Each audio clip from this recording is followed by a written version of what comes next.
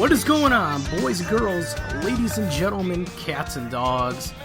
You are listening to another episode of Rebellion Wrestling Radio, and as always, I'm your host, Ryan, aka Mr. Showtime, and I am here alone, possibly in my underwear, maybe not, coming to talk to you about the wacky world of professional wrestling. And I do have on the line my dude, Joe Dub. Joe, what's going on, man? Yo.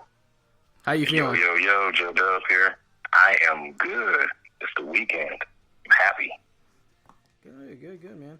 So, man, I know, this whole week, I'm just getting over the flu. I told you this before we went on the air. It's nuts, man. I might be, having, like, maybe coughing up a lung or something in a minute, but, it's, I don't know, man. Have you been attacked by this crazy bug that's been going around lately? No, I've been ducking and dodging it like I was Neo in the Matrix because I don't play those flu games. I'll get something initially, and then I will usually get rid of it within a day or so. It just really depends. Do you get flu shots? No, I didn't. And that's my own fault. It was weird, man. It just kind of, it came out on scene. There you go, man. You got it. God bless you. But you got it. You got it through the microphone. Yeah, man, it came out of nowhere. So it's, I was in the middle of watching Raw, and I'm like, I don't feel right. Started getting the chills, and all of a sudden I was down for the count for about 3 days or so, and it don't matter. No matter. We got a big weekend coming up. Guys, before we get into anything, I want to thank you guys for all your listens, your downloads. Check us out at rebellionwrestling.com. We are on Facebook and Twitter as well at RWR_wrestling. If you guys want to join the conversation right now, we're live on Spreaker. Just go to Spreaker.com/show/Rebellion Wrestling. Hit up that chat. I'm probably going to be really terrible about keeping up with it, but yeah, definitely hit that up. The opening theme, you guys may have known them. They've been doing our theme since the beginning of time, pretty much. It's our boys Impending Lies with their song Chaos. Check them out on our website under the Friends of Rebellion Wrestling. These guys are awesome, man. You were just at one of their shows, right? I go to every Impending Lies show. Like the Christmas show this year. Yeah, I just went to that one, and it was phenomenal. They had the flashing lights, and they started off with almost like a rock screamo version of Deck the Halls. Oh my god! It was epic. It was pretty epic. That's pretty sweet. Yeah. So, Joe, you can vouch for them. I know I can vouch for them. Pending Lies, check them out. They're pretty badass. Also, just one more quick plug. Mega Championship Wrestling. All right. These guys are fantastic. We've had a chance to attend a lot of their shows. We've had a lot of their talent on the shows. They have a show coming up here. I believe it is January 28th. If I'm not mistaken, it's No Love Lost. I believe that's the right one. I should know this. I'm doing this all from memory, by the way. Check them out. It's Mega. Let me look their website up here. How unprepared am I, right? How terrible is that? Hey, I mean, you're getting over the flu, so that's, you kind of have a good excuse. We'll give you that. Mm-hmm. I know. But we're going to be at their event in March, on March 25th. We're going to be doing a live podcast there. It's going to be a freaking blast. But go to MegaChampionshipWrestling.com. I don't know how I can screw that up. Go there now. Get some tickets for their shows. Check out their merch. Get some DVDs. These guys are freaking awesome. And I personally cannot wait to be live there at another show. So it's gonna be fantastic. So I actually have 2 shows this weekend that we're gonna be going to. 2 indie shows. It's UXWA and Premier Championship Wrestling. We're gonna be there Saturday and Sunday respectively. And I think it's gonna be pretty fun. I don't know, man. My voice might not hold up the way that it's been, but that's this weekend. That's local. That's our plugs. Man, we got 3 weeks away until the Royal Rumble. Yeah, my favorite pay-per-view of the year. Like, I actually look forward to this over WrestleMania just because the Royal Rumble match itself is so unpredictable. Mm-hmm. Oh, yeah. And it's just, well, like Mania, you can kind of, maybe like around November, December, you can start to kind of put the pieces together. So WWE, unfortunately, sometimes is a little bit predictable. So it kind of... It can be.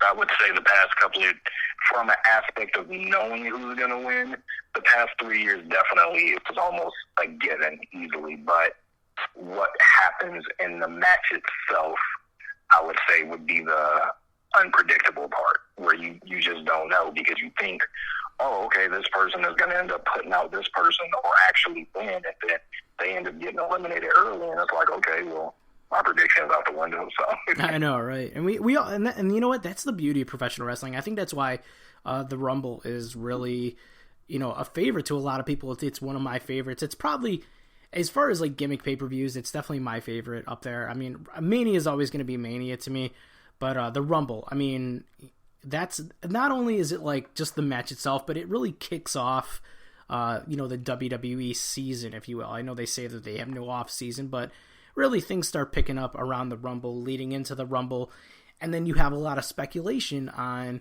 who is going to be in the Rumble, who may be coming back. So it's a lot of fun, just fantasy booking, and this year it's really no different because the roster that WWE has now, it's stacked. So you got guys like AJ Styles. You got Finn Balor, who's hopefully going to be coming back soon. We just announced that our boy The Undertaker is going to be in there. I mean, did you see Undertaker being in the Rumble like ever again?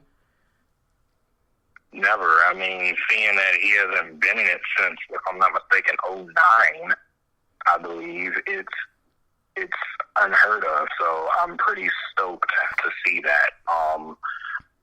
I'm thinking he's probably trying to go out with a big bang, so might as well jump in the Rumble one more time.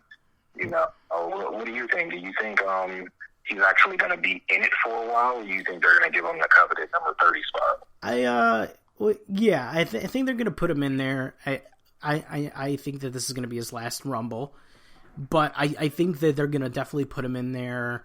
I'm going to say maybe like 22, 23, something, a little bit up there, but not towards the end, because I think what they want to do with Taker is they do want to have those interactions with some of the other stars that have been announced. So, like, if you get, like, just like a mini face-off between him and Brock, I think people will pop for that.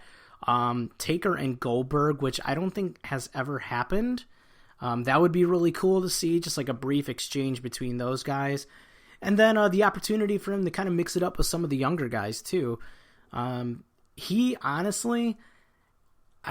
the more I'm thinking about it, he's really becoming my pick to win, believe it or not. I think it's almost, I don't want to say a given, but it's just, I mean, you're looking at things back in, I would say, November, around Survivor Series, it was looking like, okay, he's going to end up possibly facing Cena at WrestleMania. Mm-hmm. But it's like, how will they do that? And then it's like, oh, he's in the Rumble now. So, if Cena gets the title somewhere, it almost makes perfect sense.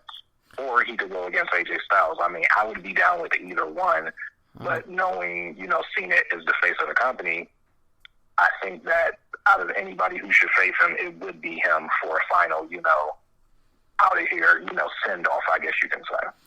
Oh, I totally agree. And, I've read, some dirt sheets where they say that Cena Taker is completely off the table. And, I mean, I'll believe it when I see it just because that's the match. Like, when you have Undertaker, you look forward to, like, two things for Mania, pretty much. Your title match.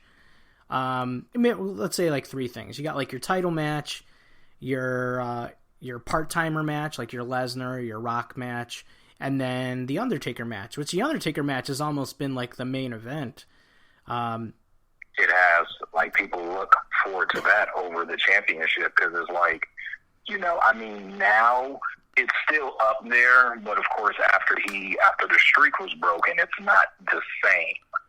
No, yeah. You know, it sucks. I really wish they never would have broken it, but he even said himself that he never wanted it to carry on. You know, he wanted to pass it on.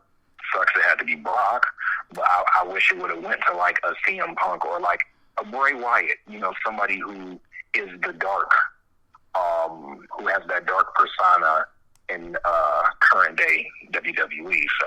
Yeah, or even like it may not even have to be that, but just like a guy who could really benefit from it. Like, I think if Cena would have broke it, it wouldn't have really meant much. I mean, regardless, it wouldn't have. Yeah, I mean the streak breaking, we got to admit, and this is all going on 3 years later, that it's still as shocking. If you go back on the network and watch it, it's kind of like one of those things like you don't want to watch it. Like, I'll do this, like, sometimes, like, if I have, like, a favorite movie, right, and I know that, like, one of the heroes is gonna die, like, I really, like, hate watching that part, and that's kind of like what the Undertaker streak is to me. Like, I know it's, like, monumental, I know it was a huge thing that happened, but it's one of those things where you know it's coming, and you don't want to see it, and it's just, for something like that to have that impact years later, and for people to still talk about it, even like Paul Heyman, whenever he hypes up Brock Lesnar, he always calls him the guy who broke the Undertaker streak, you know? Yeah, and then, I mean, the fact that Brock, he's a part-timer, he's not like a full, there, you know, blood, sweat, and tears into wrestling where it benefits him from that aspect. He's already an ass kicker. I mean, you know, I think and I'm sure they were going for that wow factor. That's why nobody knew. I think I read somewhere where it even said the referee didn't know. That's why he looked at the announcers kind of like, Yeah. I think they said the only people that knew were, was Taker, Brock, Hunter, and Vince. I don't even think, I think they may have let Heyman know, but I don't know if that's for sure. But, like, they kept it as a secret. And that's, you know, when you think about shocking moments in professional wrestling, you think of, you know, aside from negative things, you think of, you know, the Montreal Screwjob, you think of Hogan slamming Andre, and you think of Undertaker's streak breaking, you know? Because you never thought it would happen. People have come so close within milliseconds of that hand hitting that mat, and, you know, you never thought it would happen. So for it to actually happen, like just like the infamous Taker guy, the one in the crowd. Yeah. That's how everybody's face was, and that's something that you can never take from anybody who actually watched it live. You can't take it from them, because the way you felt, I almost cried. Like, legit tears was about to come down my face, because I'm like, there's no way y'all just let this happen. You know, they're looking confused. Maybe they're going to start the match over, and then next thing you know, it's quiet, and it's, what would be 31-1 or 29-1? Yeah. At that time, but I can't even remember the number, but it was just, you know, just silence, and Brock just laughing, and I'm like, this is not a joke. Yeah. And the fact, think about it this way too.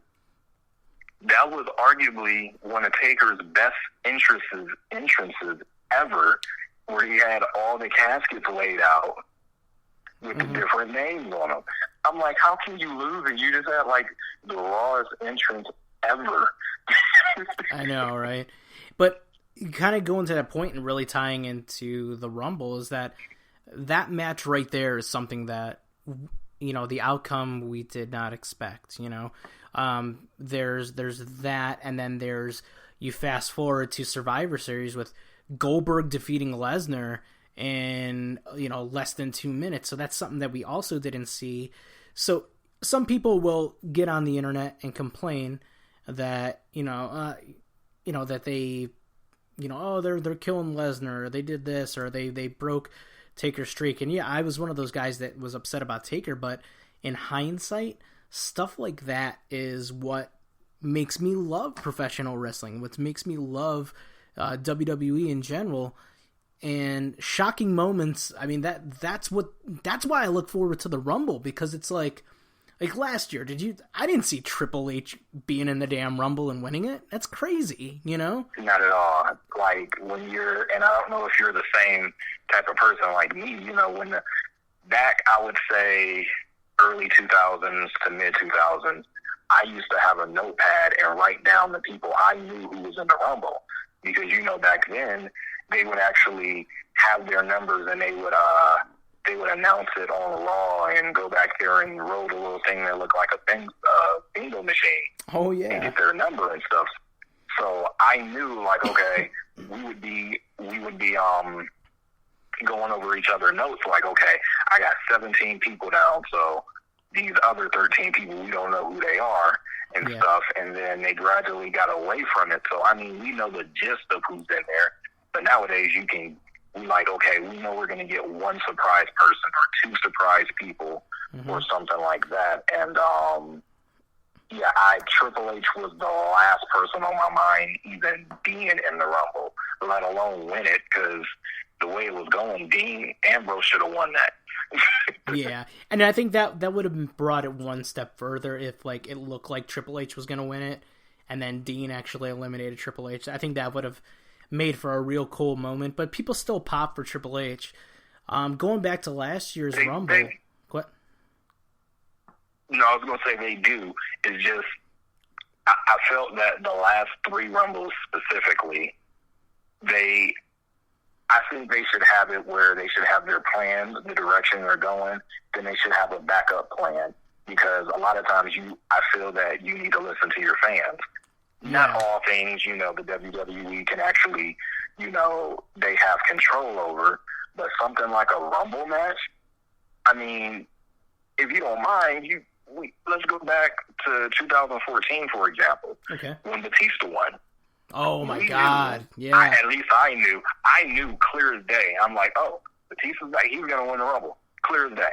Oh yeah, clear as day. I knew it. Well, they were hyping him.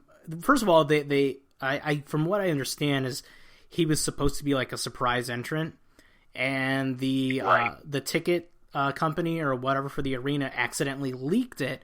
So then WWE was like, all right, well, I guess we're gonna start doing vintages, and everything was like, okay, he's coming back at the Rumble. So it's like, well, it sucks because it's like, you want to like Batista if you're a Batista fan. You want to cheer for the guy, but, I mean, if, you know, Daniel Bryan wasn't even in the Rumble that year, and that was a shame. Right. Everybody was pissed about that. And then think about it this way, too. That was the year where Reigns was actually getting to be well known. He was just, you know, breaking out from the Shield and stuff, and he was dominating. It's like, oh, Reigns need to win. Like this is Reigns' year to do this. He was in there 59 minutes and 50 seconds, and he was just killing it. And then Batista, and I'm sitting there like, oh, maybe Batista isn't going to win. Oh, no, there it goes. Batista won. And you're kidding me. Exactly. And an interesting fact about that, too, is that both 2014 and 2015 were in Philly. 2014, they were cheering Reigns on. 2015, I remember you were sitting in my living room, we were watching it, and it was clear as day. As soon as Daniel Bryan got eliminated, you knew, oh shit, Roman's going over. And right, it was just like the crowd just knew it. And that's when they tried to bring The Rock out, and like The Rock couldn't even get cheers for him, you know? He couldn't. And remember also when Daniel Bryan got out, we were like, you know what? Bray Wyatt, because Bray Wyatt was going off too, and the crowd was behind him. And I'm like, this is where you're supposed, to me, this is where you listen to the crowd. You swerve them, yeah. Oh, okay. Y'all wanted Reigns to win? No, that was last year. You're killing me. Yeah. So like 3 years straight, they did not listen how they were supposed to. It was one person I feel, and I know they won't be the winner, of course, the way everything's going. But I feel that Ziggler, one of my favorite wrestlers, should have been won one. And I don't remember what year it was. It could have been last year or the year before. But he dominated. He was in there for at least 20 minutes. I think it was like 20. And then ended up getting I think it was 2013 because he started at like number 1 and he like made it almost to the end or something like that. It could have been because he was, and of course he comes out like, yeah, this is mine, and I'm like, oh, okay, please let it be because you deserve it, and yeah, man, it's just that's the one thing, unfortunately, that WWE does tend to do sometimes, especially with the Rumble, is it's almost like they just tease you. It's just a cock tease, One thing I was very excited about was the debut of AJ Styles. Like, AJ Styles, even before he got to WWE, this dude has been like one of my favorite wrestlers, if not my favorite wrestler, period. I agree. And I agree. One of the ones who you're like, he needs to be in WWE. Like, out of anybody I can think of, he was the one. And we were talking about it at that time. It was rumors. It wasn't fully confirmed. And then the fact when that music hit and our faces were like, you're kidding me. And you didn't know, you didn't know who the music was. And then it's just like, as soon as it said like, I am phenomenal, it's like, holy shit, and it's nuts. Unfortunately, you would have been pissed about this if this was you. I was spoiled with that because the day of the Rumble, I was on a cruise. So I was like not in, like I had no Wi-Fi, no signal, no nothing, right? So I remember that. Yeah. I remember you was on that, yeah. So my plan was I have a 3 or 4 hour layover from one of my flights. I'm just going to sit in the airport and watch the Rumble on my phone, right? So we get back to the States, or like we get in, U.S. territory, right? And right. I get a notification. It says, "The King of Kings reigns again and a phenomenal debut." I'm like, son of a bitch. I'm like, why did I look at my phone right now? Why? So. And WWE is good for sending that text like almost immediately after an event too, like immediately. It's like, can you wait till like 3 a.m. when people should be asleep or something? Like, I don't, it definitely sucks like that. I would have to put AJ Styles' debut next to, what year was it? It was 2010 when Edge came back. Oh, and we didn't know he was coming back because, he just got injured. He just had surgery. He pulled not a even Cena. like a couple of months prior. Right. And that's the number 3 because when Cena surprised that year, we all, my crew I used to watch it with, Jerry and Mikey, they always knew who was coming out. They're like, oh, such and such is coming back. It's time, blah, blah, blah. And they usually get it on the money. When Cena's music hit and everybody in the room went crazy, they looked at each other like, wow. Wow. How did that, and it was beautiful like that. That's the wrestling I miss, the surprises, or when, was it last year or the year before when Bubba Ray was a surprise entry? Yeah, year before, in 2015. Yeah, I like those things. Yeah, like, it's nuts. But like for example, like the Cena thing, like they did that perfect. Like that's something like you can't predict though, because Cena's like I don't think he's human, honestly. And, he's a machine. Yeah, and There's no way he should have been there.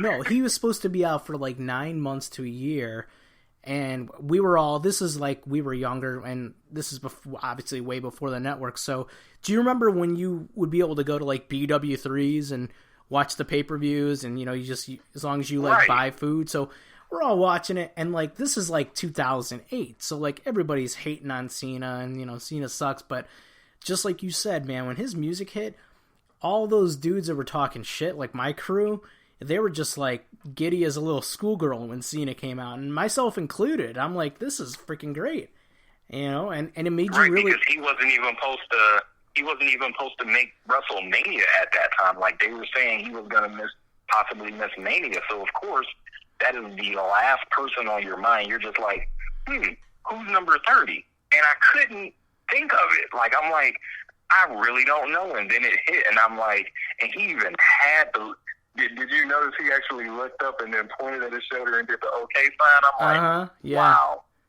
this is what wrestling is made of right here. This right here. Mm-hmm. So right now, so this year, right? We just had the brand split. We got a pretty sizable roster for both Raw and SmackDown. Not to mention NXT. Not to mention 205 Live. Okay. About, I don't know how many years ago. Let me think. 6 years ago, they did the 40-man Royal Rumble, where they had like. It was a lot of people. Do you think they should go to that? I mean, I know they're doing like 30 this year, but with it's funny you mentioned that because I actually got an alert on the way home where Bleacher Report was saying that they should go to 60, and I immediately was like, nah. I'm sorry, that's too many doggone people. Like, that's way too many people. That's like WCW used to do what that. Is it, 90? Right. Isn't it, what is it, 90 seconds between people, right? Arguably, because I've counted before, and it'll be 70 seconds, it'll be a minute. I'm like, so it never really did on 90 seconds. And they would have to bump that up. They would have to do it probably like every 30 seconds. Yeah. Or that would be the only thing, the Royal Rumble. It wouldn't be no undercard or nothing. But I think if they was to go a route like that, they should do, what was that, World War III in WCW, where they had the 3 rings? Yeah. Dude, I would be down for something like that then, because then you're not, of course you can have only but so many people in a ring, but then you can have the different people all, going in the 3 rings, and then you can go into the final ring. I think that would be sweet, but I'm sure we'll never get it. I'm sure that stuff is sitting in a warehouse somewhere, just dust on it, unfortunately. Well, I mean, I'm gonna be very honest. Like, I was a WCW fan, like when I was a kid, just because like my mom, I live with my mom, and her whole thing's like I could watch wrestling, but she didn't like WWF because it was the Attitude Era and there was like beer and boobs and all that. I mean, granted, I snuck and I watched it, but like WCW was always cool. So we would my brother and I, and more so myself, she let us order a pay-per-view, like, once every blue moon. I think one of them we got was the World War III one, and I remember it being like awesome. And I went back as an adult, maybe like a year ago, and I tried watching it back on the network, and I'm like, this is really shitty. This is not good. It didn't age well. No, it's bad. It's that goes for like a lot of stuff you go back and watch as an adult, man. It's like you got to be careful because your childhood might get ruined. You're right. It's funny if we go on the side note with that. When they have those let's say segments where they'll say like top matches and stuff, and they'll bring up certain ones from back like late 80s, early 90s. And I've went back, and some of them really don't age well. Like, it's just, especially nowadays where wrestling's a little bit more up-paced, more like cruiserweighty kind of. Back in the day, they weren't doing that many moves and stuff. And I mean, come on, you got a leg drop was your finisher. Yeah, that's very true. So the one thing that I think is really cool about this year's Rumble is that we're going back to the Alamo Dome. 20 years ago, they went there for the Rumble, and that was the year. Like, I'm like I say, AJ Styles is like my guy, but like my dude all the time was Shawn Michaels. It to me to this day. So that was big because he was coming back home. He just lost the title, and that one like really stuck out in my mind. And I'm on Wikipedia. I'm going through a lot of the matches here. And in particular, I'm going through the guys that were in the Rumble. And it was really a stacked Rumble, like 20 years ago. And I kind of want to compare that to what we got this year. Like, you got guys like, obviously this is your Stone Cold one when he eliminated Brett. You got Bulldog in there. You got Triple H, Owen, Goldust, freaking Farouk and the Nation. I missed the Nation of Domination. I was watching back and I really Nation missed of Domination was sweet. I know, right? Yeah. Let's see, you got, and you know, Taker, Vader, they were all in there, but like that arena is, I don't know if you've seen it, like I don't know if you watch like any Spurs games or anything lately, but that's a big ass arena, you know? It's like 65,000 people. Yeah, it's huge. I'm sure 100% sure it's sold out. I mean, it's a Royal Rumble. So yeah, so like, and I don't think they ever use that arena for like, let's say their B card, their B level pay-per-views. I think only Rumble and WrestleMania would be able to be there. Yeah. I think like TNA did a show there once, if I'm not mistaken. But I mean, it's nothing like this. But like, granted, okay, so their attendance was around a little over 60,000 20 years ago. This is at the boom of the Attitude Era. With today, do you see that actually selling out? Excuse me. I think because of the names that they have, if you look most recently, I would say as of maybe 2013, 2014, they started more bigger names were in the Rumble. Because for a while there, you would have a few, but you wouldn't have, like, let's say Triple H because he's in a championship match. The Rock is in a championship match. A couple of other ones are in intercontinental matches, but they usually cut the lower titles out now, or they'll have the title match, but then they'll still be eligible to be in the Rumble.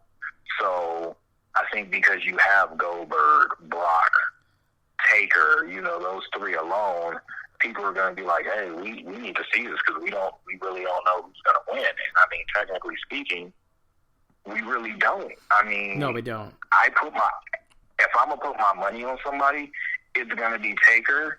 But then I could see possibly Goldberg winning because I think he signed on until WrestleMania, and they might, you know, throw a title on him just to, you know, to throw something for his legacy. They might want to be making up for his first run as well as what happened with Sting. That's true. That's another person. I mean, he could be a secret entry just to, you know, throw some buzz in there possibly. Yeah, I don't think he's done. I really don't think he's done. I hope he's not.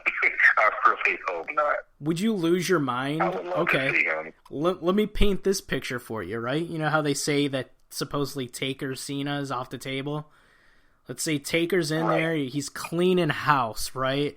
Let's say like Taker eliminates freaking Brock, right? Crowd's going nuts. San Antonio, right?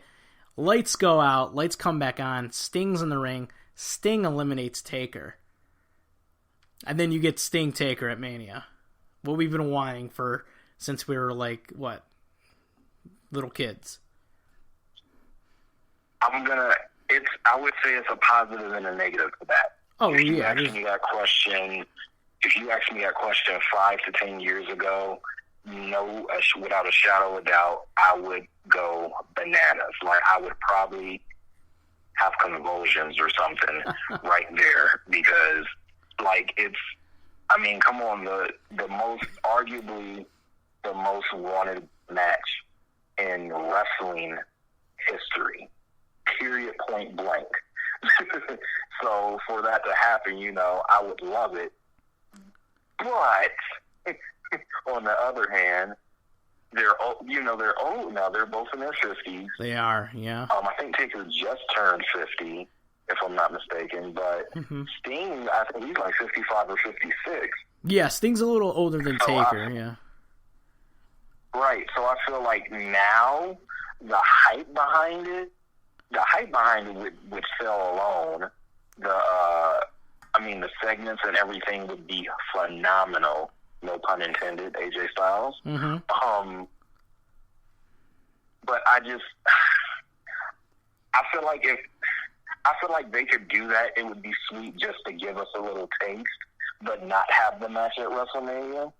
Got it. But then I feel like you would piss people off because on one hand, you got people who would think like me, like, okay, it would be cool, but at least we got that at Rumble. Exactly. You know, and then there's other people like, hey, they need to keep it going. So I don't know. What do you think? I mean, I would still, for like you said, for the build up, I'd love to see it. If I got my way, as much as I love AJ, I think that if he's gonna lose it, he might as well lose it to Cena at the Rumble, so that could set up Taker winning the Rumble, his last Rumble in San Antonio. That's actually where he won it the first time, and in 2007. And okay. I would love to see Taker and Cena. I always want to see Taker and Cena. I don't know why. I just really think that's the marquee match. That's what you put on the poster. The tagline is the franchise versus the Phenom for the title, you know, whatever. And that's all you need to do is put on the poster. You just put Taker and Cena, because Cena is a household name now. The dude is in movies. He just hosted Saturday Night Live and did awesome. Dude's in commercials. He does all the Make-A-Wish stuff. And he's like your Hulk Hogan of today's WWE. And then you have The Undertaker, which is... Yeah, and The Undertaker is as equally, if not more, an iconic character, iconic, you know, individual in that company. And he's been there since, he's the old dog, you know, but he's the dude that, you know, you don't cross the Taker, you know. And I think that one guy that would do it, the one guy that would make me believe that he would beat Taker would be Cena, you know. And now that we... Go ahead. I agree, yeah. No, I was going to say, yeah, I agree. Just Cena's chemistry in the ring with pretty much anybody he wrestles is just, you know, it's the choreography of it and everything. It's beautiful, especially as he gets older. It's almost... He's getting better. And he's been adding moves, right, and he's added moves to his repertoire and stuff. And I just feel like the dynamic between them two, I'm sure they're friends behind the scenes. I'm 100% sure he respects Taker. Everybody does. Mm-hmm. You know, so something like that, I feel that match would be, out of anybody on the roster right now, that's really the only person I would want to see, because, I mean, yeah, you can say, ooh, Goldberg versus Taker, that'd be cool, but you wouldn't really get a wrestling match. Like the Brock match, it really wasn't a wrestling match. It was kind of like just a brawl. Yeah. You know, and I feel like Cena, even though Taker is older, I don't know if he could put on a good show, like, you know, arguably the best match ever versus Shawn Michaels the first time. Yeah. But I feel like Cena is the only one who it would be almost to that level where you would feel that it could get there, because he could carry Taker. You know, cool, we're going to do this, and this. So, yeah, I definitely agree with you on that one. Yeah, and Cena, if you compare him to... Because I've heard the rumors of Undertaker and Styles, where it's like, okay, AJ's good, but AJ has that offense and that wrestling style that's a little bit... And I don't want to make Undertaker sound like an old dude, because, you know, it's not that. It's just, I think that you know, AJ's in-ring style, no pun intended, would really contrast with Undertaker. But I think like a style like John Cena would be a great story. They would really tell a story in the ring. I think it's safer for Taker to be in there with Cena. And the other thing, and I just thought about this, you remember when Cena did like his debut when he was like in the little booty shorts and he like beat up Kurt Angle, right? Like, right. Okay, so who was the first dude that greeted him backstage on that SmackDown? It was the freaking Undertaker. Yeah, it actually was. And that's what you do. You play off that. You know, you use that as, okay, you know, I was a rookie and you gave me your blessing or whatever. And, you know, all this time, you know, we've been running parallel or whatever. You can like say something like that, but we've never crossed that path. And now it's like, holy shit, now they're finally going to collide at Mania.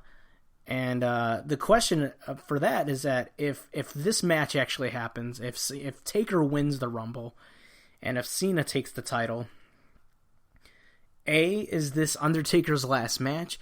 And B, where does Cena go from there? That's a good question. It's so many different scenarios. You could go on one hand, Taker wins the Rumble. Oh, okay, that means he's going to win the title at WrestleMania. Mm-hmm. I personally don't think they'll make Taker lose another WrestleMania. I just don't think they'll go that route. Cena's already established. To me, just facing Taker and putting on a hell of a show helps him in general, win or lose. Yeah. So I feel like they could go the route of, let's say Taker wins Rumble, and if Cena wins the title and he faces Cena, he beats Cena, gets his title, and go on a little minor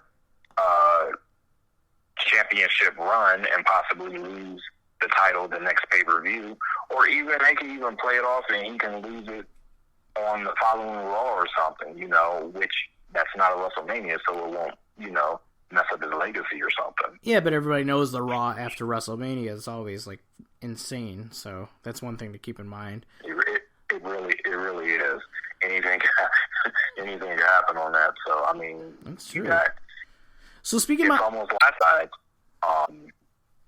the rematches that happen on the following pay-per-views, whatever it's called that year, because they switch them up sometimes. It's true.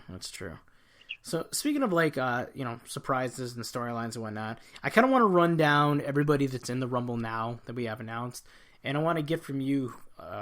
We're just gonna fantasy book. I want to see who you think will either A, make returns, B, debut, or C, maybe somebody we didn't think of that would be in there. So obviously right now, as of today, as of the 13th of January, we have Goldberg, Brock Lesnar, The New Day, Chris Jericho, Braun Strowman, SmackDown's Baron Corbin. We have Seth Rollins, The Undertaker. And then we have from SmackDown as well, Dean Ambrose, Dolph Ziggler, and The Miz. Now, that right there, considering who we have in the roster, that's really stacked already. And I know it is. It really is. But an interesting thing this year, at least not, because they're already all in title matches, you don't have a Roman Reigns or a Kevin Owens. You don't have an AJ Styles or a John Cena. You also... We don't know if Finn Balor is going to be back. That would be awesome. That would be a cool surprise, personally. But besides who we have announced already, who can you see coming back or making their debut in the Royal Rumble this year in a few weeks? I would say if anybody's going to make a debut, I'm not familiar with the person. I've never seen him wrestle or whatnot, but Cena, I think you were the one who posted on Instagram where Cena posted a picture of this guy, and he did the same thing with AJ Styles, and AJ Styles just so happened to debut at Royal Rumble. Yeah, so it's Kenny Omega. Yeah, he's where is he from? Japan, I believe. Yeah, he's wrestled in New Japan. He's in the Bullet Club where AJ Styles in there, Gallows and Anderson, Finn Balor. He's done a few stints in ROH too, but his bread and butter is really Japan. He had like the year of years in 2016, and his match at the Tokyo Dome with their champion Okada, it was, and I watched it, and it was, I want to say, and this is not to be offensive to any fans, but I think it was better than Taker and Shawn. Like, this match was... Really? It was... And I'm just getting into... Like, I'll watch, New Japan here and there. And I'll kind of follow it just because it's hard for me to access it, But I like to watch their January 4th show every year, their Wrestle Kingdom, basically their WrestleMania.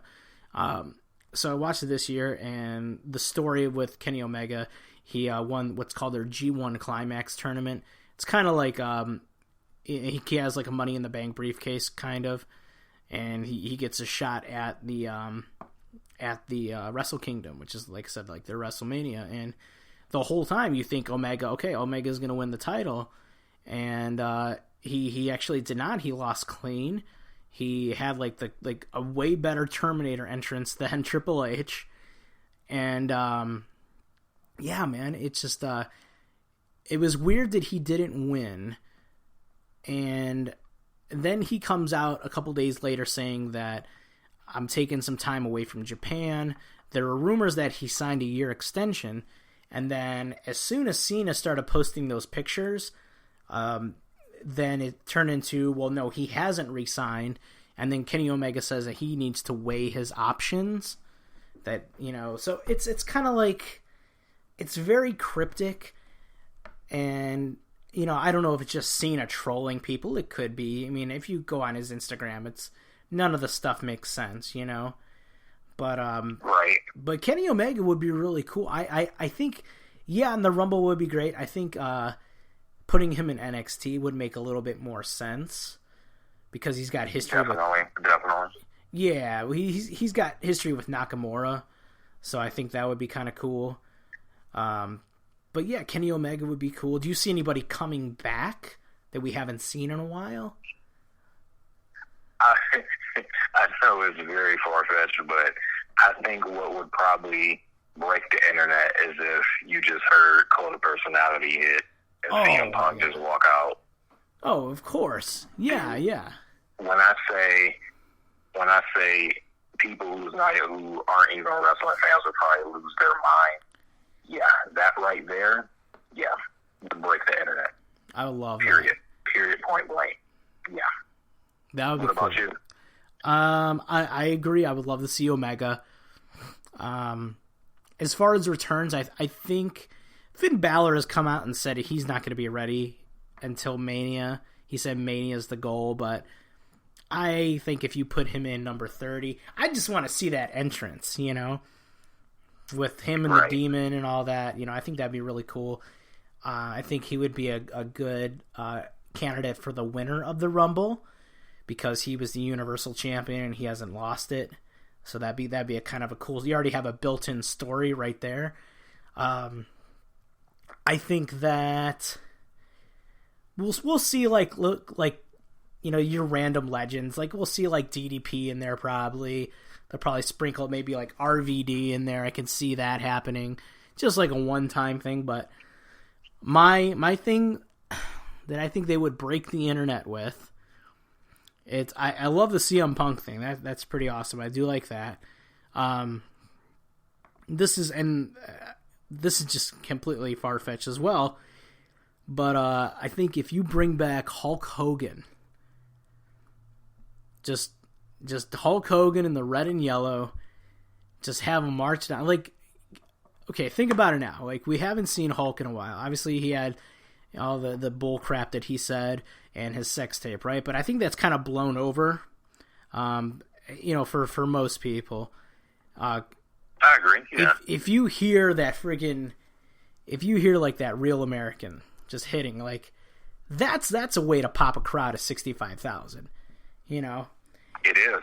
And that's a perfect time. I feel if you're going to do it anywhere, that would be, like a number 13, a random number where it's not that many people. It might just be like one person chilling, waiting for somebody to come down, and then that hit. Yeah. Mm-hmm. Yeah. Exactly. And then, like, you got guys, you could have them do, like, a face-off with, like, Goldberg. Like a Hogan-Goldberg face-off, That would be cool. Excuse me. That would be. I think that would. I don't know if it would be bigger than CM Punk, but they might almost be equal just because they're both so random. Like nobody would be thinking of these two people. I mean, you can even throw somebody like Rey Mysterio in there. That would blow my mind too. Yeah. No, I think Rey would actually be really good, just because.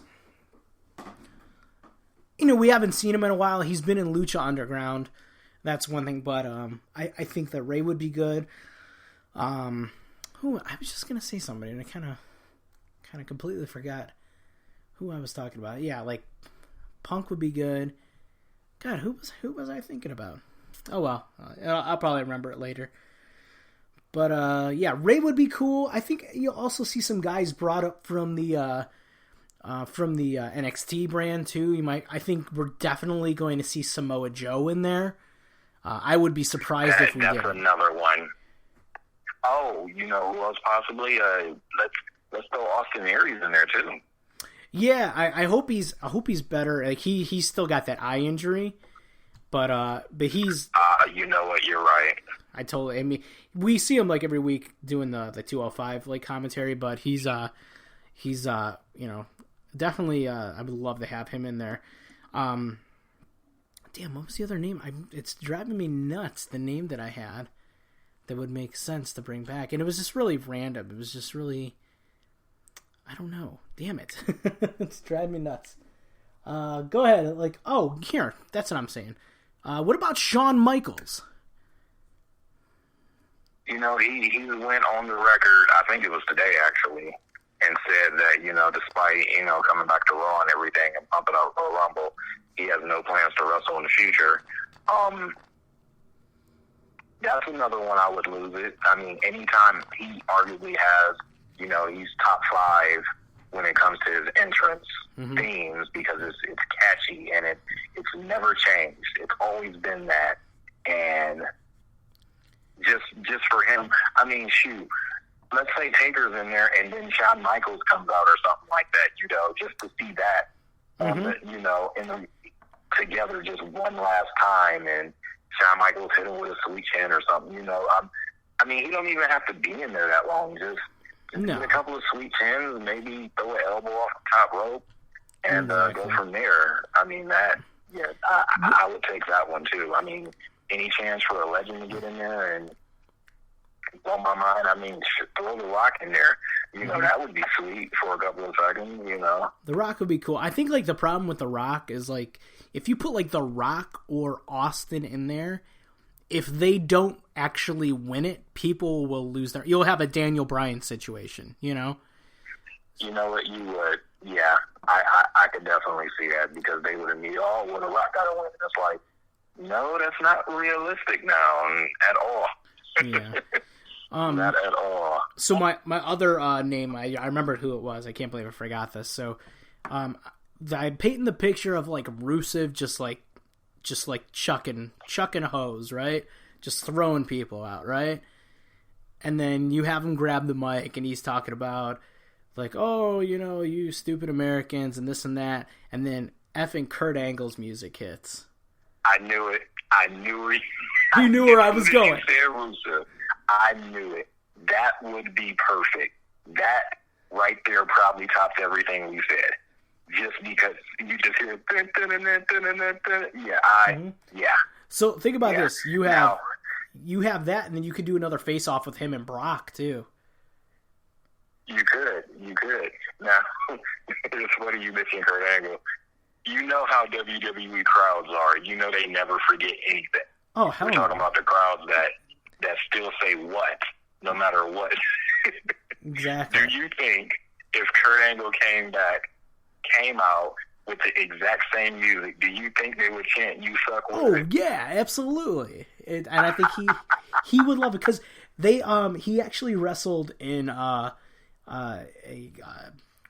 it's called WCPW. It's What Culture Championship Wrestling, or What Culture Pro Wrestling. Excuse me. They're based out of the UK. And he had like a theme similar to his WWE, and over there that they were chanting "You suck," and he was the good guy, and he loved it, you know. And it's just stuff like that you don't forget, you know. And he's one, depending on if he can get cleared and if he's healthy and if he'll pass like the WWE, health exams or whatever. That would be awesome because I think I could see him going into the Hall of Fame, but. Man, just seeing, I don't know what it is about Angle, but just I would love to see him in there and just start suplexing bitches, and that's when Brock's music hits. When Angle's cleaning house. That would be a good angle, no pun intended, definitely. And then you can that would definitely be good. Yeah, you can have Brock eliminate Kurt, but like, yeah, you have it kind of rolls into one. You have Rusev throwing dudes out, going nuts, talking shit. Then Angle comes in, kicks his ass, throws him out, and Angle's just suplexing everybody. And then Angle's standing like tall, right. And then Brock's music hits, and it's like, oh shit, you know, that's not Suplex City. This is Suplex City coming out, you know. That and they're like, they're definitely. like, yeah, man, come on, Vince, get in on this. Right. give us one, Vince, if you're listening, give us one of those people. I don't care who. Just give us one of those to come out and just make our day. Definitely. You know what we haven't talked about? What? Seeing we've been talking about the Rumble. We haven't even touched on the fact that for the past, maybe 5 years now, maybe more, that Kofi always does something spectacular to make sure that he does not, get eliminated. I mean, personally, last year's was the weakest. I think, wasn't last year the Adam Rose one? And then he actually fell on them and they carried him or something? No, I take it back. That was 2015. Last year, I think the New Day caught him. Like he fell on New Day. Yep, that's what it was. New Day caught him, and then they carried him back. To me, that was weak. I missed when after Romania, like I do. I look forward to what Kofi is going to do. You got to think that puts a lot of pressure on him too. Like you got to top what you did, and it's just right. It's got to be rough. Yeah. That's funny. Yeah, God, I don't know what he would do. You'd have to like figure it out with like, I don't know, like a bunch of, maybe like Braun Strowman just lays out like he gets eliminated, just lays out a bunch of dudes, and then Kofi just lands on a body of people, like a whole bunch of bodies, and just walks. Like how that how actually would be sweet. Yeah, I don't know how you top it. It's so it's weird. I don't know. But I'm really excited. I'm really looking forward to the Rumble. I know we got the watch party going on here. Do you have any like favorite Rumble memories, like as far as it could be any year, any moment, any match? Do you have something that just like sticks out in your head? Because like you said, I mean, Royal Rumble is your favorite event of the year. You gotta have some fond memories of it, right? One that stands out because it was hilarious. What was his name? Muhammad Hussein, I think. Oh yeah, Hassan. And when he got his music hit, and everybody stopped fighting at that moment and watched him get in the ring, and he was talking smack. And then they eliminated him, and everybody was cheering, and then they just went back to fighting. It was like.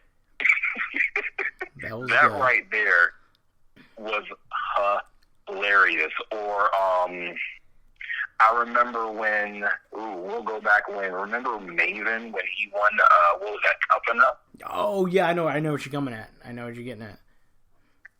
And when he was running to the ring, didn't he get clotheslined before he even made it to the ring? I know, but I know that one year he eliminated Taker, and Taker just destroyed him after.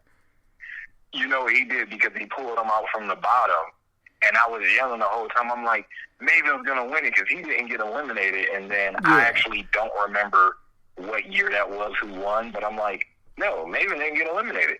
I think like he still has to come back out or something. Yeah, dude, that was nuts. That was like badass Taker too, so that was scary Taker. Yeah, that was the one that I was ready for him to, stop. Even though, it was, the entrance was cool and stuff, but then when he came back again, and I'm like, oh, I'm gonna get dead, man. Nope. Here's badass Taker again. I'm like, come on.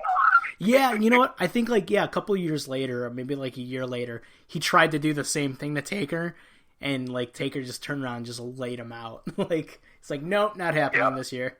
Yeah, that was pretty good. Yeah, I think. How about you? Oh man, there's a lot. I mean, for the Rumble match itself, like, probably one of my favorites was 2007, and that's where it ended with Shawn and Taker, because after the whole Rumble, it was just them two, and then they went at it for like almost like 10 minutes. You know, it was like another match. So that was really cool. There's a lot of, like, you know, good Rumble matches. I think like 2000 was good because that was like the heart of like the Attitude Era. It was right there going into that's right as it was turning into what, Ruthless Aggression they called it. Yeah. And then, like, you know, as far as matches go, like some matches that really stand out as far as the really good Rumble matches are the street fight with Triple H and Cactus Jack from 2000. I just remember it being really bloody. How could I forget that? They were everywhere. Yeah. I was really big into Triple H then too, like, you know, just trying to, you know, work out and all this stuff. So like he was always my guy. I always like cheered the bad guys. So yeah, I love that. And what was the other one? It was a really good another Foley match. Him and The Rock, the I Quit match from like '99, where Rock just destroyed him. You know, that was vicious. You got a good memory, because after the Rumble is over, I forget what solo matches were because I'm so focused on the Rumble. And to think about it, you just named two phenomenal, arguably, you know, if we say a top 100 matches, those would fit in there because those were really good matches. But it sucks because the Rumble always overshadows it because that's what people are technically looking forward to. Yeah. But then they do have really good matches on it. To throw another thing, I don't know if it was 98 or 97. I think it was one of the years Stone Cold won, but it was the year when he was throwing people out, and then he was just laying down on the ropes or just sitting there and just waiting for people. Yeah, it was 97, yeah. And there you go. And then somebody would run down, and then he would stunner them and throw them out and then wait again. Like, that was hilarious. Mm-hmm. I'm like, dude, you just going to do this the whole night? Like, nobody going to be able to get this? Yeah, I used to love that. Yeah, Austin was really good in there. Like, he's, I think him and Hogan won it 3 times, so they're tied for the most wins. I think, like, you know, anything with Shawn in it, I gotta love, you know, like where he won in 95, where we thought Bulldog eliminated him and he comes back, and even though Shawn was such a dirtbag then, you know, it was just cool because, you know, that's who they were going with, and Shawn was cool then. So yeah, I don't know, anything Shawn Michaels, I gotta say, yeah, I gotta be happy about that. That's when he first did that's when he did the rope pull. Yeah. Right? Yeah, he had one foot that hit. Yeah.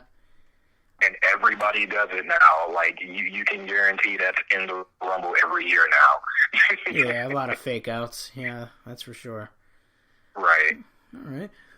Well, we're definitely going to wrap it up. Do you have anything else you want to cover? Any other Rumble talk?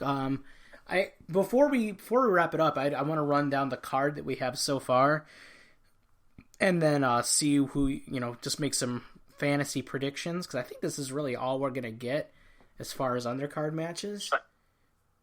Sounds good. All right, so we got the Rumble match. We already put our predictions in for that, so we won't worry about that.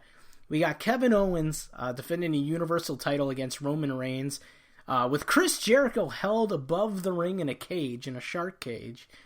I really think Kevin Owens is going to hold on to it, just because I think that Finn Balor is going to come back and take the title. Demon paint and all. I don't know, man. Who do you got with this? I would say Kevin Owens too. I feel that because he just won that last week on Raw, correct? He had it. He had it since summer, but I think you're thinking about Jericho just won the U.S. title.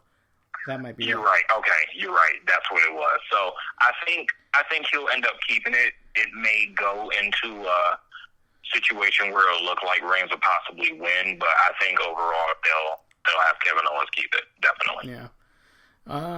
The one I'm looking forward to most, AJ Styles and John Cena for the WWE Championship. Yeah. The build-up has been definitely good. Definitely. And Cena's been really good on the mic, and he's John Cena at the end of the day. But I don't know. This is going to be one of those ones where I don't know who to root for because I love both guys. I'm probably going to be partial to AJ, but for storyline purposes, I really still want to see that Taker John Cena match. So I don't know. I'm going with John Cena. I'd say, you know what? I'm going to go with Cena.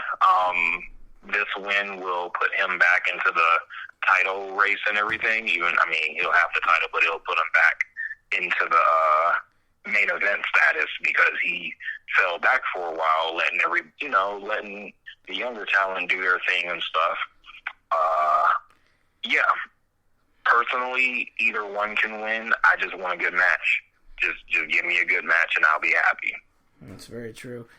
So if John Cena wins, he would tie Ric Flair's record for 16 championships, 16 world titles. Yes, he will. And speaking of the Nature Boy, the daughter of the Nature Boy, Charlotte Flair, is going to be defending the Raw Women's title against Bayley. I know you love Bayley. Love her. I don't know about this one. I think Charlotte's going to keep it. They've been really making a big deal about she's undefeated on pay-per-views.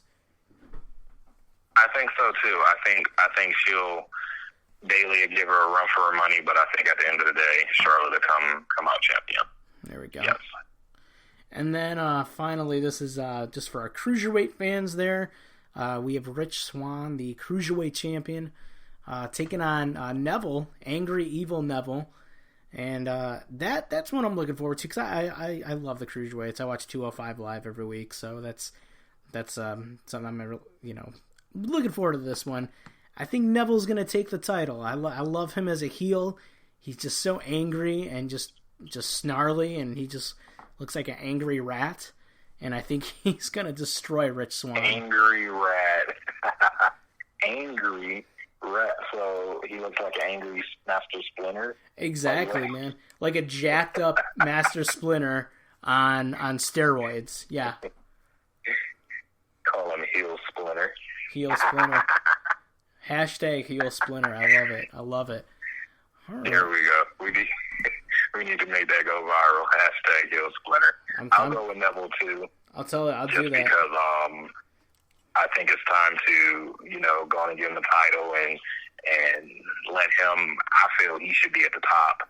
I've loved him since NXT and stuff. So, I'm glad they're going with this gimmick, and we'll see. That should be a good match, though. That definitely should be a good match. Yeah, and I think that's really going to be it. I don't know if we're going to be doing anything else. So we got a couple more Raws before the Rumble. The Go Home show is going to be right here in Cleveland.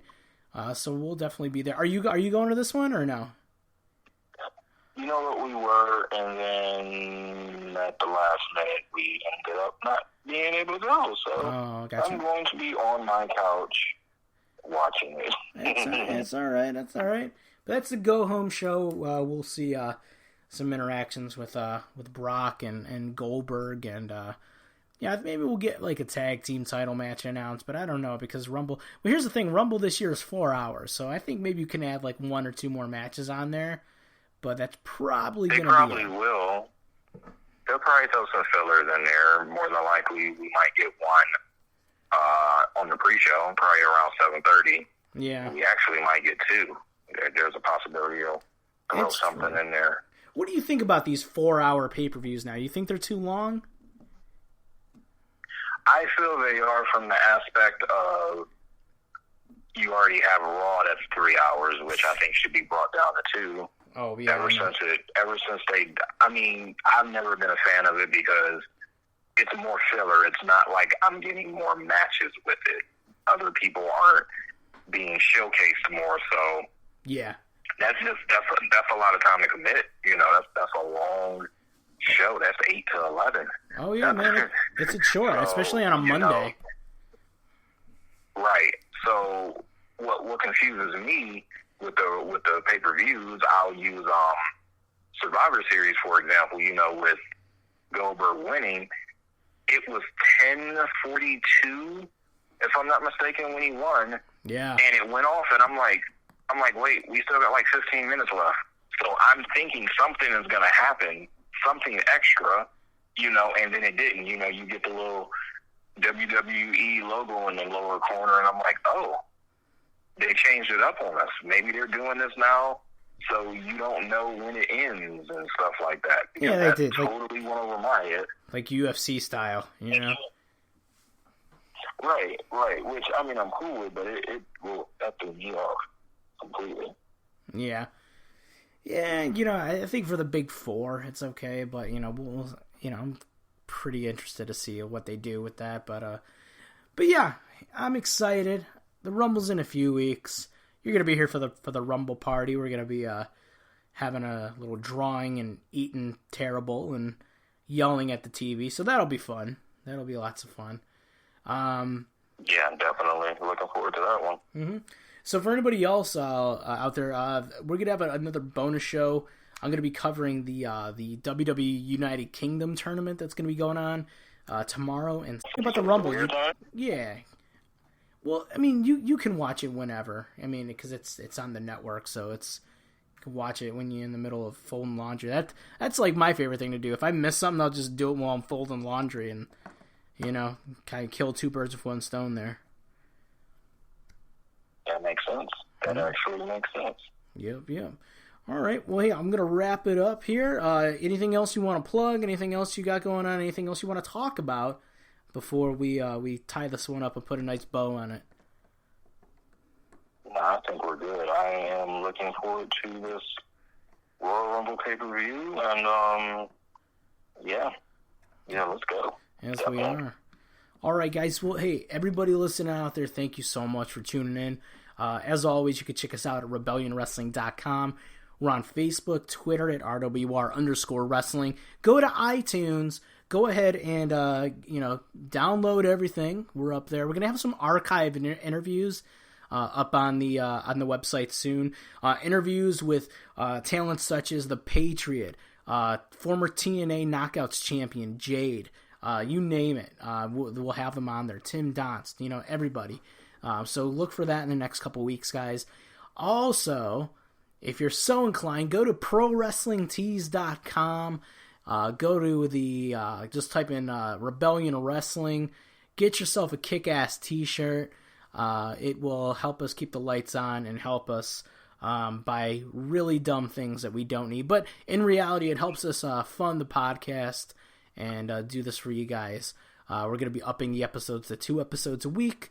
So any kind of support we love. Again, guys, that's ProWrestlingTees.com/Rebellion Wrestling. Get yourself a t-shirt. Joe, thank you so much for coming on the show. I really appreciate it.